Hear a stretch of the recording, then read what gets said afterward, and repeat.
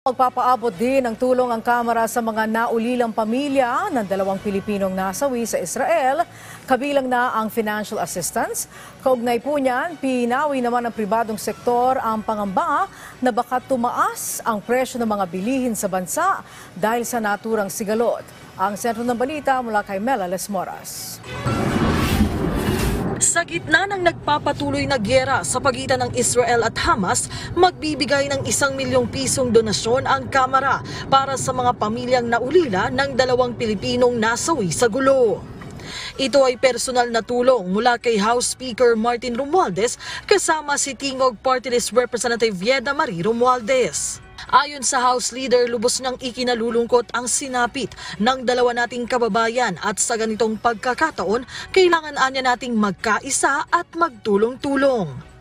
Bukod sa financial aid, tiniyak din Romualdez na hanap ng pondo ang Kamara para mabigyan ng livelihood opportunities at educational scholarships ang mga apektadong pamilya.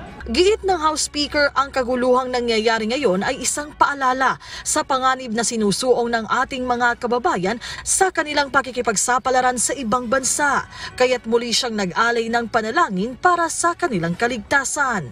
Dito sa Pilipinas, kumpiyansa naman si Private Sector Advisory Council o PSAC Job Sector Lead Joey Concepcion na hindi masyadong makakaapekto sa presyo ng mga bilihin ang giyera sa Israel at Gaza.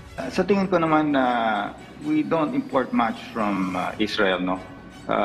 It may have some influence on oil prices because of, medyo malapit yung Israel and itong mga lugar dito sa oil countries. But I am confident that the rest of the commodities, halos pareho pa rin ang presyo namin.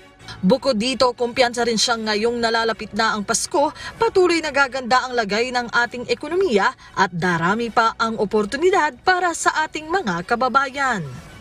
Ang tingin ko dito, papasok ngayon tayo sa Christmas, syempre a lot of people will be rehired, especially yung mga contractors natin, because itong last quarter natin, itong Christmas season talagang bumulo, our consumer spending will go up.